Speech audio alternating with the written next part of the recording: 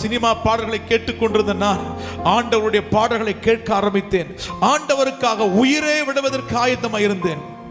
ஆனால் வறுமை மாறவில்லை, கஷ்டங்கள் மாறவில்லை, துயரங்கள் மாறவில்லை.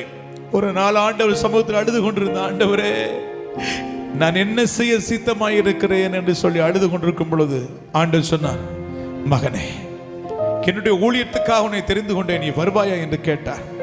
நான் சொன்னேன், சமுதாயத்தில் நான் புறக்கணிக்கப்பட்டவன், நான் படிப்பறிவில்லாதவன், நான் பலவீனமானவன், நான் தாய் தகப்பன் இல்லாத, வீடு இல்லாதவன், அனாதை, நான் மைனஸ்ல இருக்கிறேன், யாரும் என்னை ஏற்றுக்கொள்ள மாட்டாங்க.